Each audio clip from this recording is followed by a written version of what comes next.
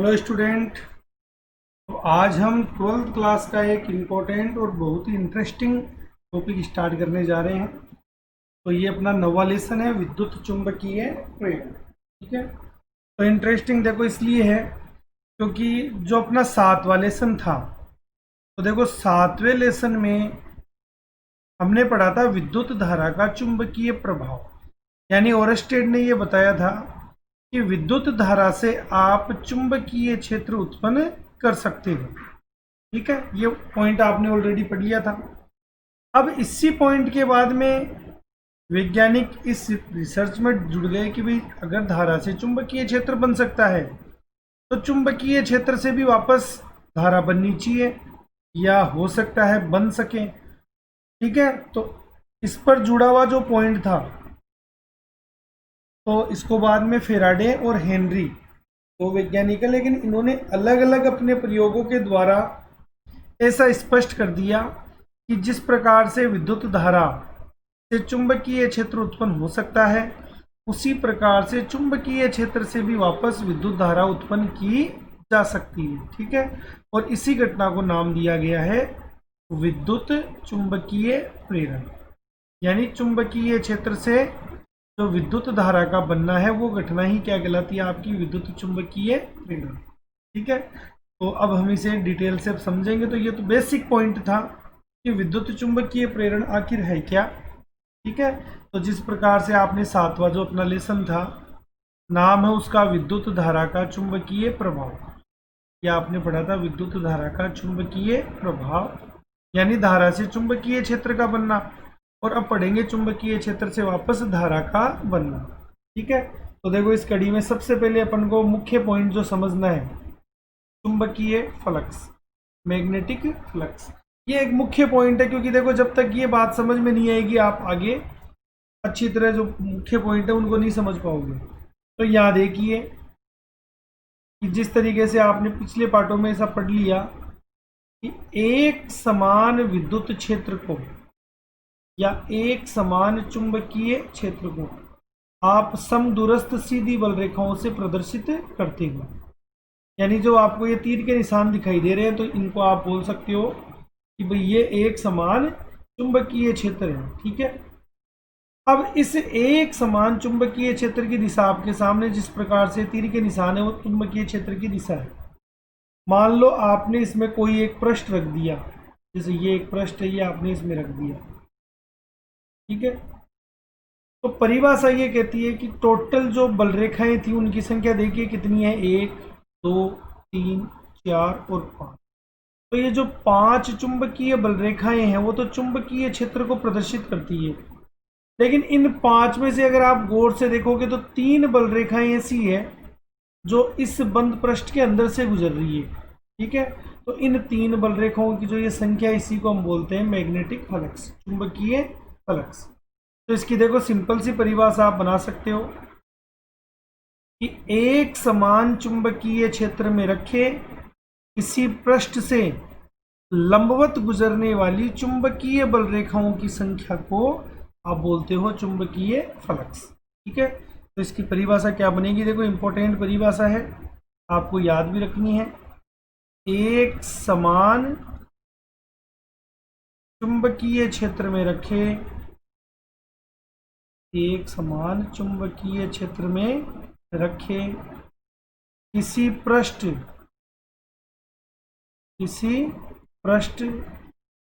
से लंबवत गुजरने वाली, किसी पृष्ठ से लंबवत गुजरने वाली चुंबकीय बल रेखाओं की संख्या को, चुंबकीय बल रेखाओं की संख्या को, ठीक है, आप बोलते हो चुंबकीय फ्लक्स। पहले तो ये इंपॉर्टेंट परिभाषा आपको याद रखनी है कि चुंबकीय फ्लक्स आखिर है क्या। ठीक है, अब देखिए अगर आप इसमें चुंबकीय फ्लक्स का मान बनाना चाहते हो तो आपके सामने देखो ये जो पृष्ठ है मैंने थोड़ा सा देखो तिरछा रखकर दिखाया है।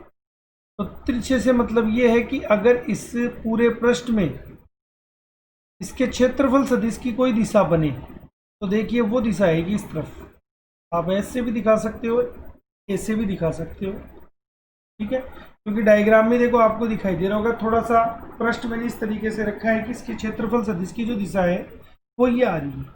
तो देखिए चुंबकीय क्षेत्र है आपका इस दिशा में, क्षेत्रफल सदिश है ये, दोनों के बीच में आपको एक एंगल बनता हुआ दिखाई दे रहा होगा थीटा।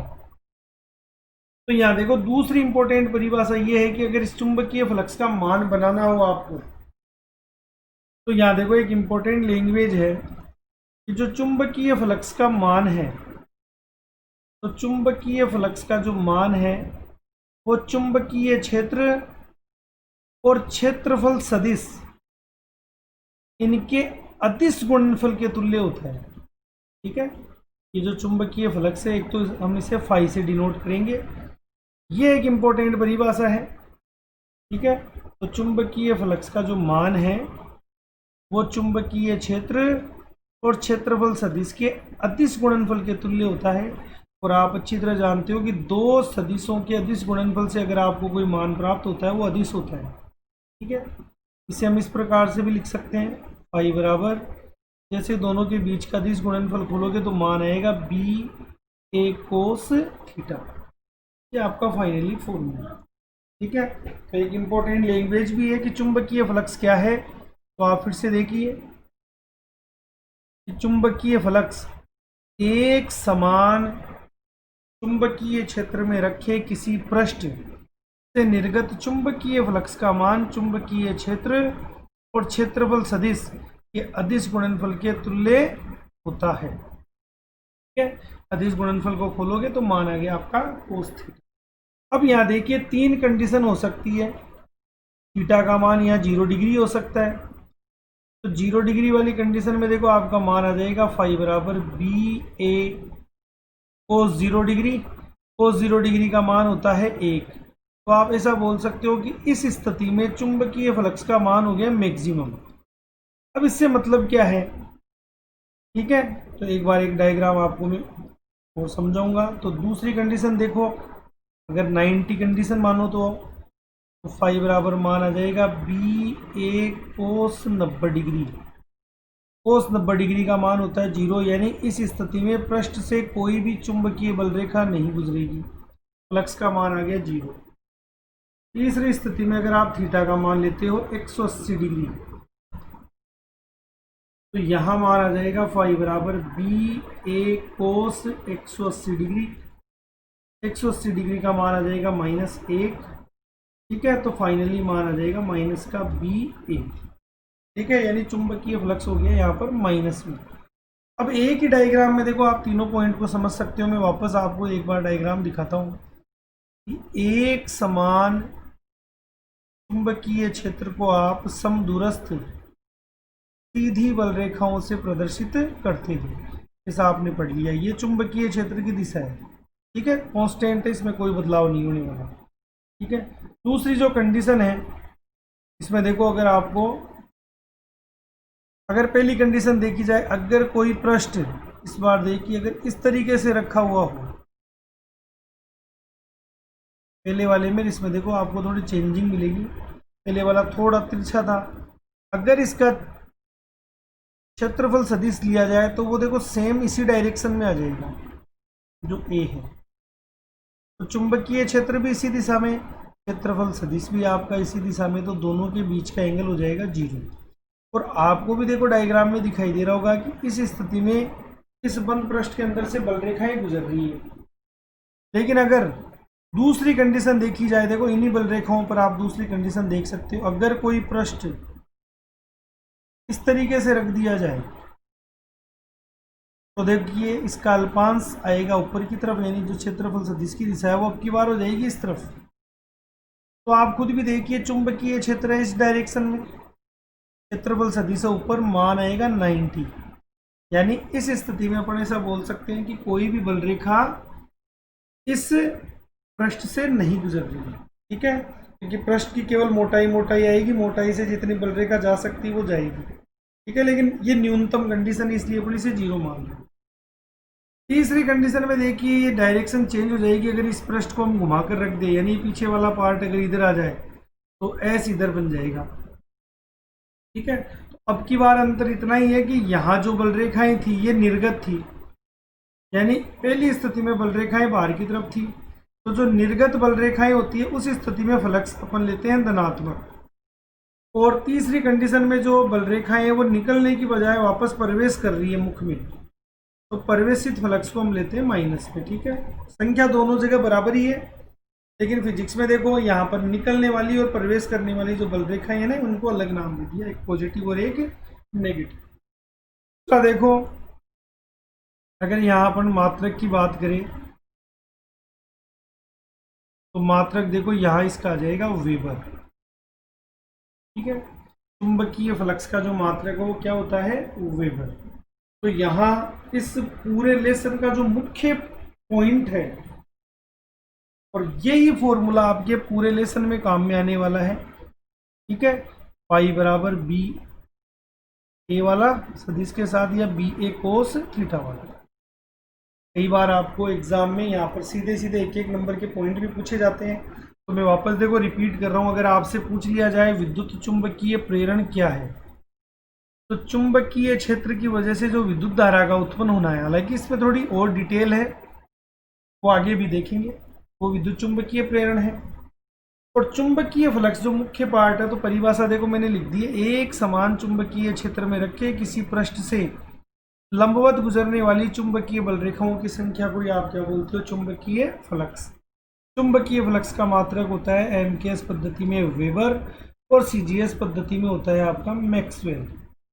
इसके बारे में भी अभी आगे और बात कर लेंगे, मात्रक के बारे में, मैक्सवेल। ठीक है, और ये फाइनली ये फॉर्मूला है आपका, पाई बराबर होता है बी ए कोस थीटा। ठीक है, अब आगे देखते हैं। आगे देखिए जो मात्रक के बारे में आपको मैं बता रहा था, यहाँ देखिए अभी जो आपने मुख्य फॉर्मूला लिखा था, पाई बराबर बी सदिश डॉट ए सदिश। अगर मान लो यहां पर ये जो क्षेत्रफल मैंने पूरा ए माना है, ये सपोज करो अल्पांश के रूप में आ जाए, तो फिर आपका ये जो फ्लक्स है ये भी अल्पांश के रूप में आ जाएगा। ठीक है, अगर आपको पूरा मान निकालना हो फ्लक्स का, तो उस स्थिति में आपको क्या करना पड़ेगा, यहां पर इस मान का समाकलन करना पड़ेगा। ठीक है, अगर ऐसी स्थिति आ जाए कि क्षेत्रफल आपका सममित रूप में ना बटा हुआ हो, तो उस स्थिति में आपको चुंबकीय फ्लक्स का ये वाला फॉर्मूला काम में लेना पड़ता है। ठीक है, अब यहाँ देखो इससे जुड़ी हुई एक इंपॉर्टेंट लाइन है कि जो चुंबकीय क्षेत्र रेखाएं ये बंद वक्र बनाती है, यानी चुंबकीय बल रेखाएं अगर यहाँ से बाहर निकल गई तो ये घूमकर वापस यहाँ पर इंटर भी करेगी। ठीक है, तो अगर ये बंद वक्र बनाती है, यहाँ पर कोई पृष्ठ जैसे आपने रख दिया, तो जितनी बल रेखाएं बाहर गई है उतनी वापस प्रवेश भी करिए। जैसे एक देखो बाहर निकली है तो एक वापस प्रवेश कर गई। तो नेट फ्लक्स अगर निकलने वाली को प्लस में लेते हो और प्रवेश करने वाली को माइनस में लेते हो, तो नेट मान यहाँ पर हो गया 0। इसलिए यहाँ देखो एक बात कही हुई है कि चुंबकीय बल रेखाएं बोल दो या चुंबकीय क्षेत्र रेखाएं बोल दो, एक ही बात है। तो चुंबकीय क्षेत्र रेखाएं बंद वक्र होती है, अतः किसी भी बंद पृष्ठ से संबद्ध कुल चुंबकीय फ्लक्स सदैव शून्य होता है। ये जो मान है ना आपका, ये फाई का मान यहाँ हो जाएगा 0। तो यहाँ पर जो ये समीकरण आपको बनती हुई दिखाई दे रही है, इस समीकरण को हम चुंबकत्व के लिए गाउस का नियम भी बोल सकते हैं। ठीक है, और यहाँ जो एक लाइन लिखी हुई है कि चुंबकीय ध्रुवों का एकल ध्रुव अस्तित्व नहीं होता, इसका मतलब ये है कि छड़ चुंबक, जो पिछले पार्ट में हमने देखा उत्तरी ध्रुव दक्षिणी ध्रुव है, तो छड़ चुंबक के जो दोनों ध्रुव हैं वो सदैव युग्म में रहते हैं, यानी छड़ चुंबक के दोनों ध्रुवों को कभी भी आप एक दूसरे से अलग नहीं कर सकते। ऐसा नहीं हो सकता भी एक ध्रुव एन अलग ही बन जाए। ठीक है, ऐसा कभी भी संभव नहीं है। ठीक है, और यहाँ एक इंपॉर्टेंट लाइन जो हालांकि पहले अपन ने पढ़ ली है, चुंबकीय फ्लक्स एक अदिश राशि है। ये मैंने आपको पहले ही बता दिया कि दो सदिशों के अदिश गुणनफल से आपको हमेशा एक अदिश राशि मिलती है। अगर इसकी विमा देखी जाए तो विमा आएगी यहाँ पर m1 l2 t-2 और a-1। मात्रक अगर ऐसा ही पद्धति यानी एमकेएस पद्धति में देखा जाए तो वेबर है, और इसे हम टेस्ला इंटू वर्ग मीटर यानी मीटर स्क्वायर भी बोल सकते हैं।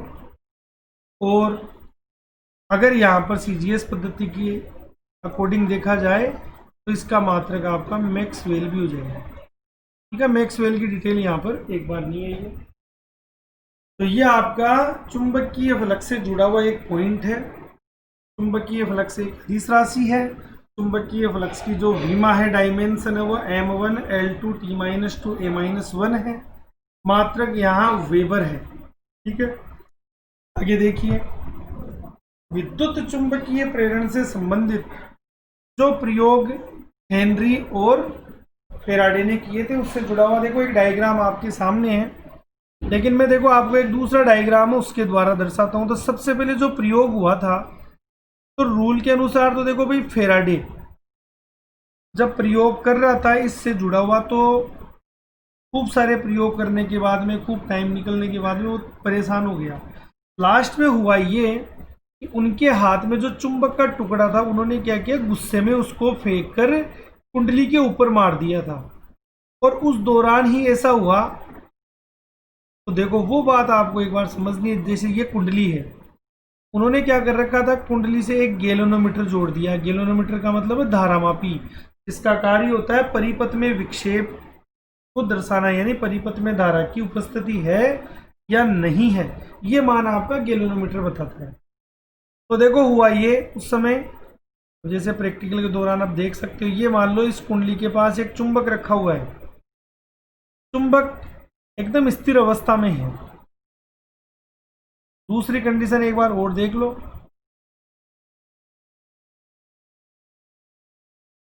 इस स्थिति में आप ये मान लो कि जो चुंबक है वो यहां से गतिशील होता हुआ ये कुंडली के पास में आ रहा है।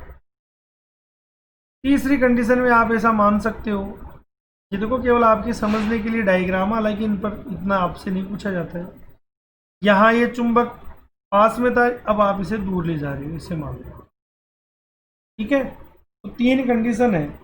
तो उस समय हुआ यूं कि जैसे ही उन्होंने क्या किया, चुंबक के टुकड़े को कुंडली पर फेंक कर मारा था, तो एक कुंडली से जुड़ा हुआ जो गैल्वेनोमीटर था, इस गैल्वेनोमीटर का संकेतक उस समय हिल गया, यानी इसमें विक्षेप आ गया।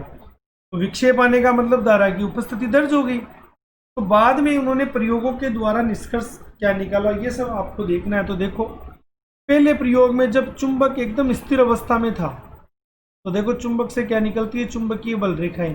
तो उस प्रयोग में ये देखा गया कि धारामापी का जो संकेतक है वो 0 पर था और 0 पर ही रहा। लेकिन दूसरे प्रयोग में जैसे ही छड़ चुंबक को कुछ दूरी से गतिशील करते हुए कुंडली के पास लेकर आए, तो हुआ यूं कि धारामापी का जो संकेतक था, जो 0 पर था, वो दाईं ओर विक्षेपित हो गया। ठीक है, इस स्थिति में क्या हुआ, दाईं ओर।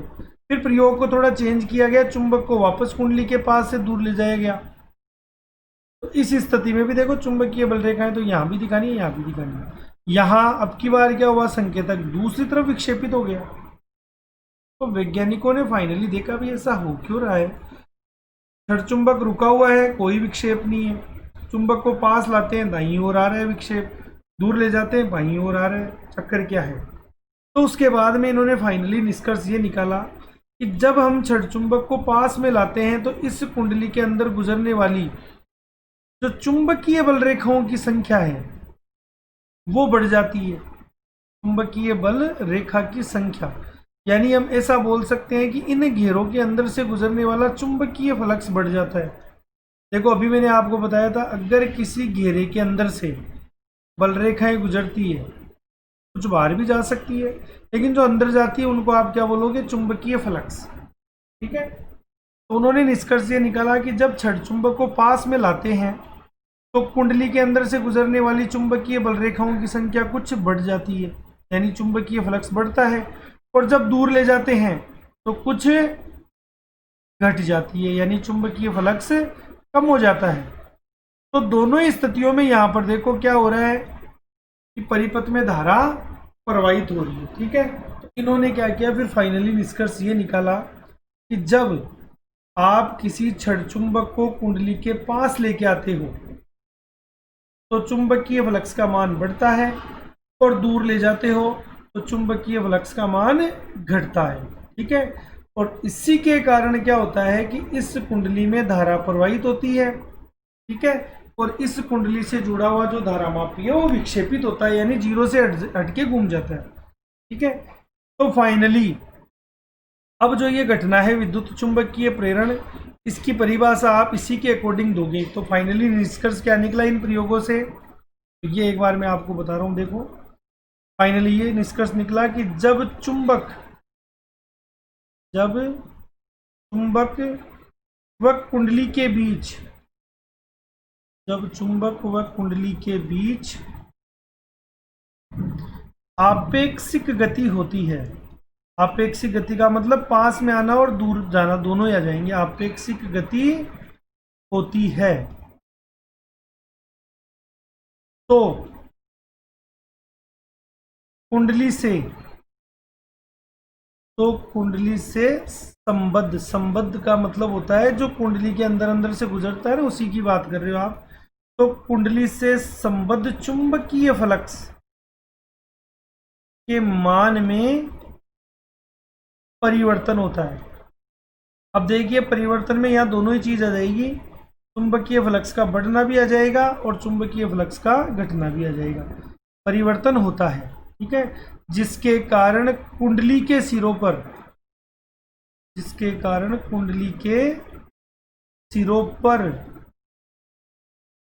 प्रेरित विद्युत वाहक बल उत्पन्न होता है।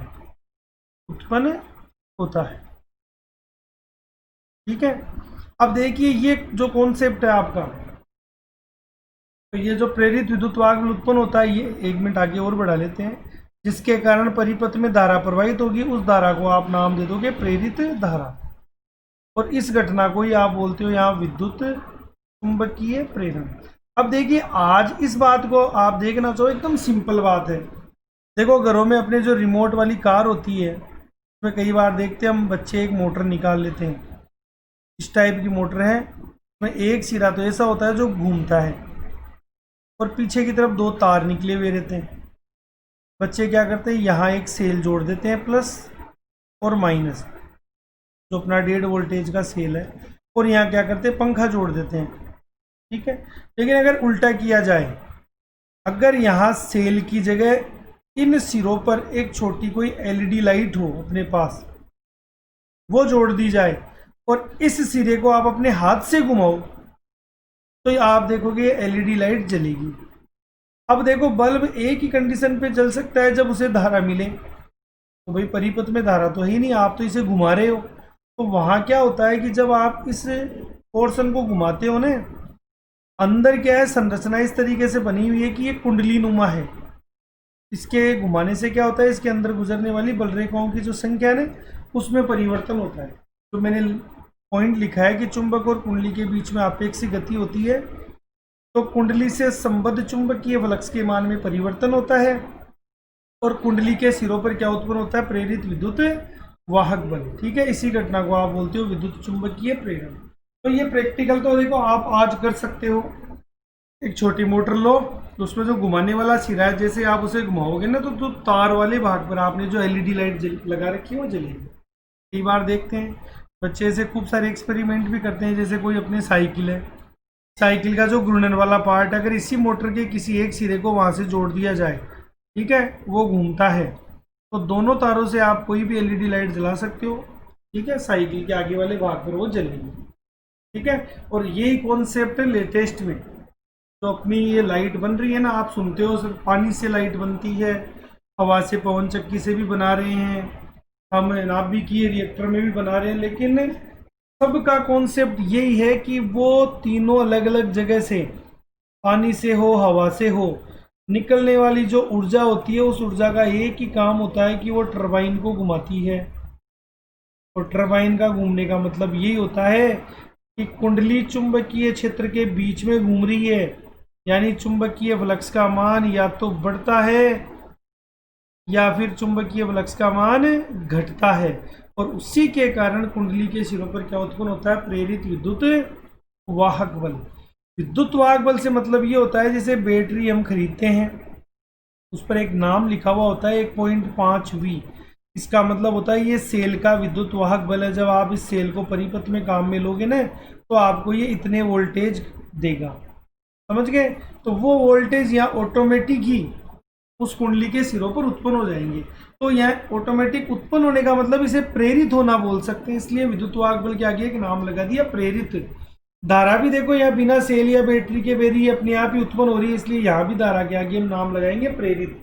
तो इस लेसन में विद्युत वाहक बल को हम प्रेरित विद्युत वाहक बल और धारा को हम बोलेंगे प्रेरित विद्युत धारा।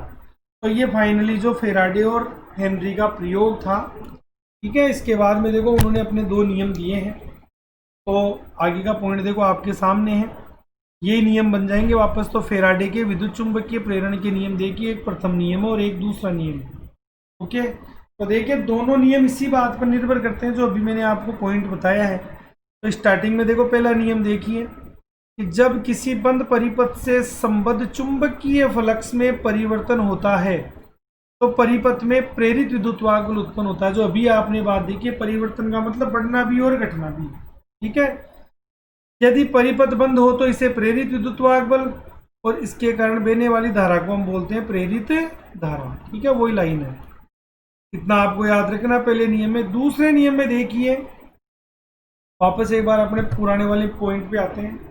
इस प्रैक्टिकल में ही देखिए, इसी प्रैक्टिकल में अगर आप ऐसा करोगे कि इस चुंबक को तेजी से पास में ला रहे हो या इस चुंबक को तेजी से दूर ले जा रहे हो, तो दोनों ही स्थितियों में ये होता है कि ये जो धारा का मान आया है ना आपका संकेतक, ये थोड़ा तेज विक्षेपित होगा। तो आप भी घर पर जब प्रैक्टिकल करते हो तो आप ऐसा देख सकते हो कि उस मोटर को जब आप तेजी से घुमाओगे घूर्णन वाले पार्ट को, तो आपका जो बल्ब जुड़ा हुआ है ना एलईडी छोटा सा बल्ब, वो भी क्या होगा, थोड़ा तेज जलेगा पहले से। तो ये प्रैक्टिकल आप कर सकते हो, मैं आगे के वीडियो में हो सकता है आपको ये प्रैक्टिकल करके थोड़ा सा और बता दूं, ठीक है।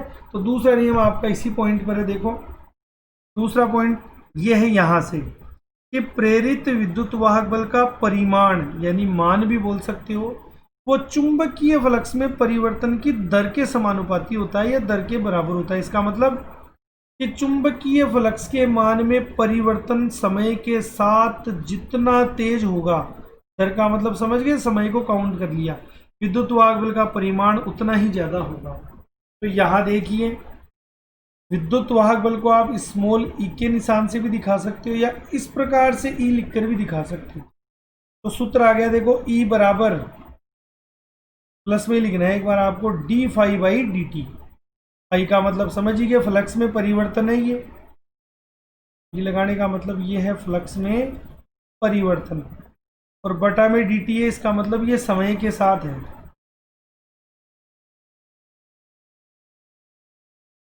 ठीक है। तो समय के साथ फ्लक्स के मान में जितना जल्दी परिवर्तन होगा विद्युत वाहक बल का मान उतना ही ज्यादा होगा, ठीक है। तो ये 2 नियम हैं, कई बार आपसे पूछे जाते हैं, तो सिंपल से नियम और उसी कॉन्सेप्ट पर है, ठीक है। तो ये तो एक बेसिक पॉइंट है जो अपने दैनिक जीवन में बहुत ज्यादा काम में आता है, ठीक है। तो ये आपको अच्छी तरह याद रखना है। इसी पॉइंट पर देखो अपन एक नियम की बात और कर लेते हैं, वो है लेंज का नियम, ठीक है। लेंज ने क्या है, इसी प्रैक्टिकल पर अपने नियम दिए थे। तो लेंज का नियम इस प्रकार से देखिए कि विद्युत चुंबकीय प्रेरण की प्रत्येक अवस्था में, प्रत्येक अवस्था का मतलब है जो मैंने 3 डायग्राम आपको बताए थे, देखिए ये एक बार पहला डायग्राम, दूसरा डायग्राम और ये तीसरा डायग्राम। आप गौर से देखोगे कि जब आप चुंबक को पास में लाते हो तो देखो संकेतक आ गया सामने, दूर ले जाते हो तो पीछे की तरफ। तो जैसे कोई अननोन व्यक्ति देखो अपने घर पर आ रहा है तो हम इसका विरोध करेंगे सामने आकर, यानी दिशा हो गई ये वाली। कोई दूर जा रहा है अपने मिलने वाला, उसको रोकने के लिए अपन क्या करेंगे, पीछे की तरफ खींचेंगे। तो यहाँ इन तीनों ही डायग्राम में देखो क्या हो रहा है, तो ये लैंग्वेज यहाँ पर नियम बन गया कि विद्युत चुंबकीय प्रेरण की प्रत्येक अवस्था में किसी परिपथ में जो ये प्रेरित विद्युत वाहक बल है या प्रेरित धारा है, इसकी जो दिशा है ये हमेशा इस प्रकार से होती है कि ये उन्हीं कारणों का विरोध करती है जिनके कारण ये उत्पन्न हुई है।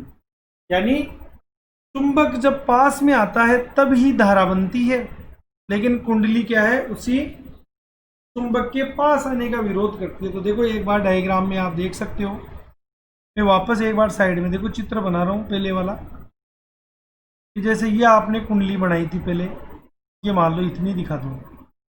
जब चुंबक पास में आता है ये,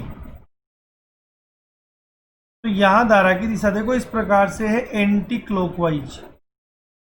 ठीक है, एंटी क्लॉकवाइज देखो, इस पूरी कुंडली में से एक लूप को काट के यहां दिखा दिया। एंटी क्लॉकवाइज का मतलब होता है कि उस कुंडली का सिरा उत्तरी ध्रुव की तरह कार्य कर रहा है, एन की तरफ बनता हुआ। ठीक है, एंटी क्लॉकवाइज है तो एन बनेगा, क्लॉकवाइज है तो एस बनेगा। तो आप खुद देखो कि जब छड़ चुंबक का उत्तरी ध्रुव अपन पास में लाते हैं, तो ये कुंडली का सिरा उत्तरी ध्रुव ही बन गया, और उत्तरी ध्रुव को क्या करता है भाई, प्रतिकर्षित करता है, यानी यहां पर प्रतिकर्षण बल लगेगा। अब प्रतिकर्षण बल के विरुद्ध फिर भी अगर आप इस चुंबक को पास में लाओगे तो आपको कार्य करना पड़ेगा, और उस कार्य का मतलब ये है कि आपकी यांत्रिक ऊर्जा खर्च होगी, और वो यांत्रिक ऊर्जा यहाँ पर विद्युत ऊर्जा में रूपांतरित हो जाती है। तो जैसे कहीं आपको ये लग रहा हो कि सर ये जो धारा है ये तो फोकट में बन गई, तो ऐसा नहीं है। इसे बनाने के लिए आपको कार्य करना पड़ेगा। कार्य करने का मतलब आपकी यांत्रिक ऊर्जा खर्च होगी, तो यांत्रिक ऊर्जा यहाँ विद्युत ऊर्जा में कन्वर्ट हो जाती है। तो विद्युत चुंबकीय प्रेरण का मतलब है यांत्रिक ऊर्जा का विद्युत ऊर्जा में रूपांतरण।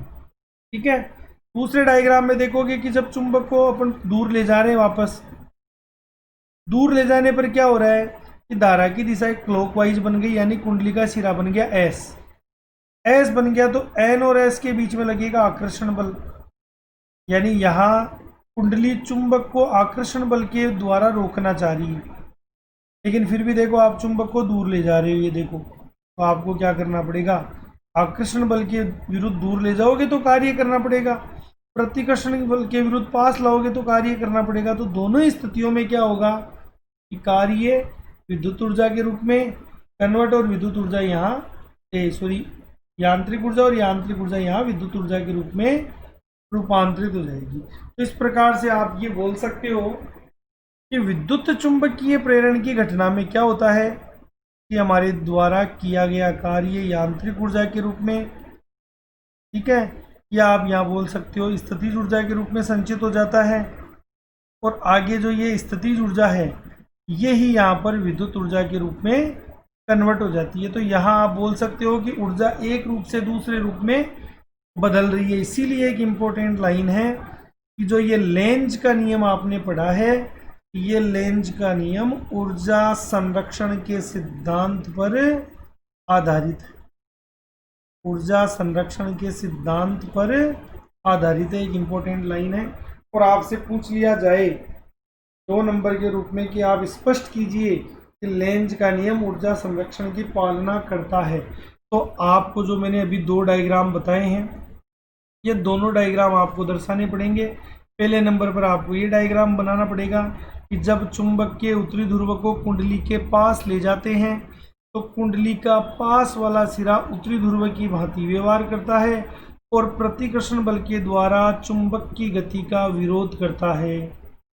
लेकिन प्रतिकर्षण बल के विरुद्ध चुंबक को पास लाते हैं तो हमें कार्य करना पड़ता है, जो यहाँ पर स्थितिज ऊर्जा के रूप में, और स्थितिज ऊर्जा यांत्रिक और बाद में विद्युत ऊर्जा के रूप में संचित हो जाती है।